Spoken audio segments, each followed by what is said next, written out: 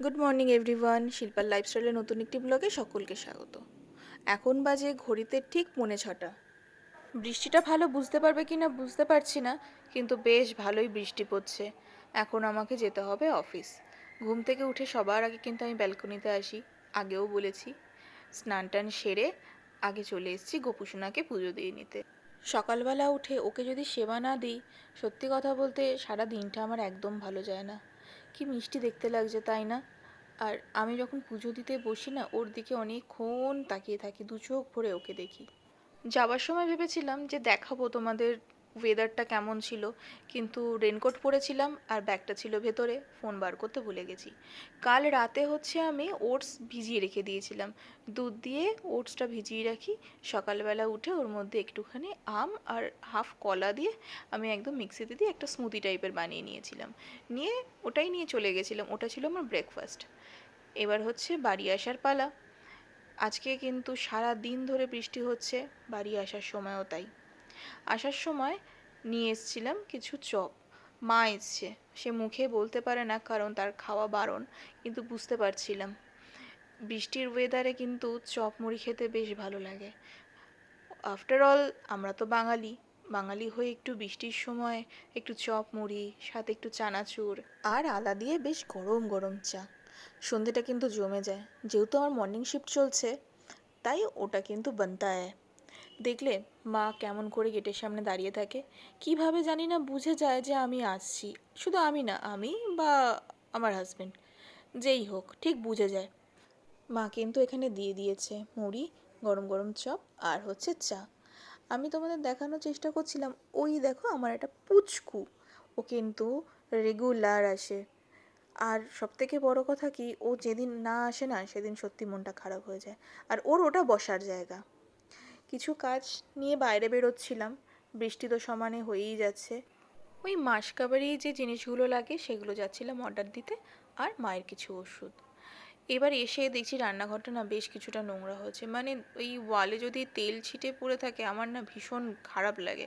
মানে আমার একদম ভালো লাগে না, রান্নাঘরটা আমার সবসময় চাই একদম পরিষ্কার, নিট অ্যান্ড ক্লিন। তাই আমি একটা এই লিকুইড ইউজ করি। এইটা বোতলটা। এর মধ্যে না হাইপো বলে একটা জিনিস হয়, তোমরা হার্ডওয়্যার দোকানে পেয়ে যাবে। সাথে দিই আমি কিছুটা পরিমাণ লাল হারপিক আর অল্প একটুখানি জল দিয়ে খুব ভালো করে মুছলে কিন্তু সত্যি বলছি একদম পরিষ্কার হয়ে যায়। আমার এক ফোঁটা এখানে তেল চিটে তুমি পাবে না। সমস্ত কাজগুলো সেরে কিছু বেসিনে বাসন ছিল, সেগুলোকে ধুয়ে টুয়ে এইবার চলে এসেছি ডিনারটা বানাতে। আজকে রাতে বানিয়ে নেব পটল পোস্ত। আমার সব পোস্তর থেকে সব থেকে ভালো লাগে বা সব থেকে প্রিয় বলতেই পারো এই পটল পোস্ত। আমি কিন্তু পোস্তের সাথে অল্প দিয়ে দিয়েছি তিল, মানে সাদা তিল। সাদা তিল আর কাঁচা লঙ্কা দিয়ে প্রথমে একটু বেটে নেব। আমি এখনও পর্যন্ত জল ইউজ করিনি, জলটা পরে দেবো। শুকনো একটুখানি বেটে নিলে খুব তাড়াতাড়ি গুঁড়ো হয়ে যায়। তারপর অল্প অল্প করে জল দিয়ে একটা স্মুথ পেস্ট বানিয়ে নেব। আর তার আগে পটলগুলোকে খুব ভালো করে ছাড়িয়ে নিয়েছি। একটুকু যদি খোসা রেখে ছাড়ানো যায়, খেতে কিন্তু ভালো লাগে, মানে একেবারে মিয়ে যায় না জিনিসটা, নরম হয় না, একটু মুচমুচে থাকে এরকম হালকা করে যদি গায়ে খোসা রেখে ছাড়ানো যায়। আর দেখো একটা করে না চিট টাইপের দিয়ে নিয়েছি, মানে ছুরি দিয়ে হালকা হালকা করে সুন্দর করে কেটে দিয়েছি। তোমাদেরকে দেখিয়ে দিলাম এরকম করে কাটলে কি হয়, মশলাটা পুরো পটলের মধ্যে ঢুকে যায় এবং খুব ভালো একটা স্মেল থাকে পটল থেকে ছাড়ে। কড়াইটাকে গ্যাসে বসিয়ে দিয়ে দিলাম সর্ষের তেল। রান্নাটা আমি সম্পূর্ণ সর্ষের তেলেই করব। এখন আর কোনো তেলকে ভরসা হয় না, তাও যা সর্ষের তেলটাকে একটু যা ভরসা করতে পারি, এছাড়া আর কিছুই না। সর্ষের তেল দিয়ে গরম করার অপেক্ষায় থাকবো। একটু ভালো করে নাড়িয়ে দিলাম। আর জানোই তো সর্ষের তেল কিন্তু দিলে সর্ষের তেল কিন্তু পরিমাণে বেড়ে যায়। ওই পটলগুলো দিয়েছি। তার আগে দিয়ে নিয়েছিলাম অল্প পরিমাণ কালো জিরে। এই আমি পোস্তে অনেকে অনেক কিছু ইউজ করে, আবার অনেকে কোনো ফোড়নই দেয় না। আমি একটু কালো জিরে ফোড়ন দিই। দিয়ে পটলগুলোকে দিয়ে হালকা করে ভেজে নেব। ওই হালকা একটা যে কালার আসে বাদামি রঙের, ওই কালার আসা পর্যন্ত হালকা হালকা করে ভেজে নেব। নিয়ে তারপর একটা পাত্রে তুলে দেবো। সবাই হয়তো বলতেই পারো বর্ষার দিনে মানুষ তো খিচুড়ি খায়, কিন্তু আমার খিচুড়ি থেকেও ভালো লাগে এরকম খাবারগুলো। মানে একটু গরম গরম ভাত, একটু বিউলির ডাল, একটু পোস্ত, একটু পাঁপড় ভাজা, এরকম খাবারগুলো। আচ্ছা, পোস্তে দেওয়ার জন্য যে মশলাটা রেডি করতে হবে, তার জন্য নিয়ে নিয়েছি গোলমরিচ গুঁড়ো, সামান্য পরিমাণ জিরে গুঁড়ো আর হলুদ। এখানে আর কোনো মশলা আমি দেবো না, ইভেন আদা বাটাটাও দেবো না। মশলাটা কিন্তু আমি জলে গুলবো না, আমি এমনি শুকনোই দিয়ে দেবো। এই দেখো পটল কিন্তু একদম ভাজা হয়ে গেছে। এবার পটলগুলো তুলে নেব। আজকে সারা দিনটা যে পরিমাণ খারাপ গেছে, মানে শুধু আমার বলবো না, সবথেকে একটা কথা ভাবো তো, এই যে যারা রাস্তায় বা ফুটপাতে থাকে তাদের কি অবস্থা। আমি না সকালবেলা পেপারে দেখলাম যে এত জল হয়েছে, ওই রাস্তায় যেসব বাচ্চারা থাকে তারা হচ্ছে ভেলা বানিয়ে লোকের বাড়ি থেকে খাবার চাইতে গেছে। বুঝতে পারছো, কলকাতা মানে আমার স্ট্রিটে যদি এরকম অবস্থা হয়, তাহলে সুন্দরবন আরও পার্শ্ববর্তী যে এরিয়াগুলো রয়েছে সেখানকার কি অবস্থা। আমার তো মনে হয় যে সবাই মিলে যদি আবার বন্যার ত্রাণ এখন ব্যবস্থা করা যায়, তাহলে হয়তো কিছু লোক খেয়ে বাঁচতে পারবে। এক এক সময় না মনে হয় যদি আমার একটু ক্ষমতা থাকতো, যদি আমি একটুখানি হেল্প করতে পারতাম। এখন যা সামর্থ্য হয়তো কিছুটা হলে পারবো, কিন্তু কিছুটাতে আর কি হবে, যারা একদম পথে রয়েছে, ভেসে যাচ্ছে, তাদের থেকে আমরা কিন্তু অনেক ভালো আছি। এক এক সময় মনে হয় যে আমরা এটা পাচ্ছি না, ওটা পাচ্ছি না, কত কিছু পাচ্ছি না।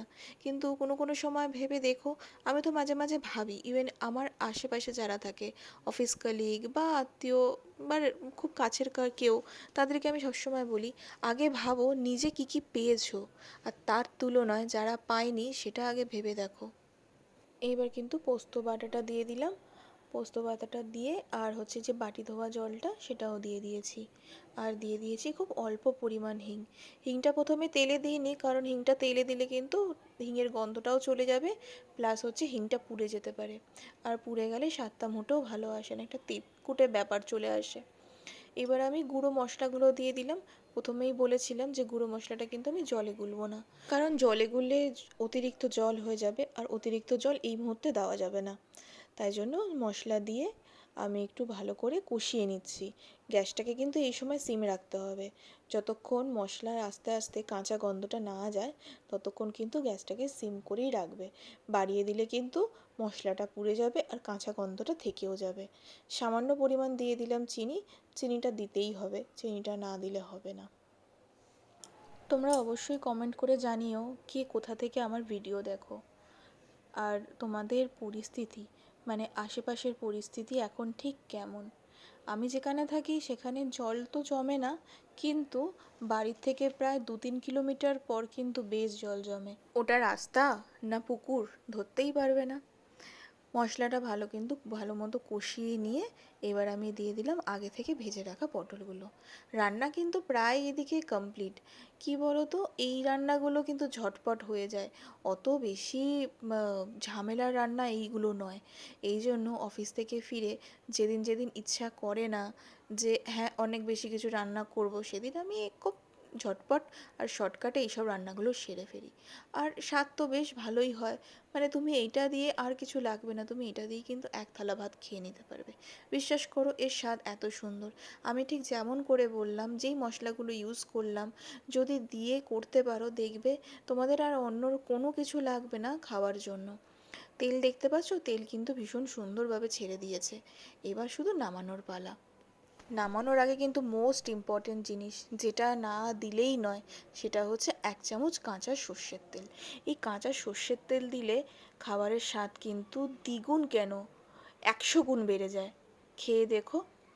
চলো, আমার তো রান্না কমপ্লিট, এবার শুধু গরম গরম ভাত করব আর রাতে ডিনারটা সেরে নেব। আজকের মতো টাটা। প্রত্যেকে ভালো থেকো। আমার রান্নার ভিডিও কেমন লাগে অবশ্যই আমাকে জানিও, প্লিজ জানিও। লাইক কমেন্ট শেয়ার করতে কিন্তু একদম ভুলো না যদি ভালো লাগে। আর সাবস্ক্রাইব করে দিও, পাশের বেল আইকনটাকে কিন্তু প্লিজ ক্লিক করে দিও, তাহলে আমি যত নতুন ভিডিও তোমাদের জন্য আপলোড করব সবার আগে কিন্তু তোমরা দেখতে পাবে। চলো, গুড নাইট, টাটা।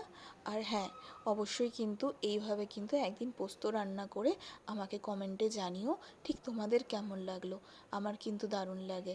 ওপর দিয়ে আমি আর একটুখানি সর্ষের তেল ছড়িয়ে দিলাম। চলো টাটা, গুড নাইট, অবশ্যই আমাকে জানিও।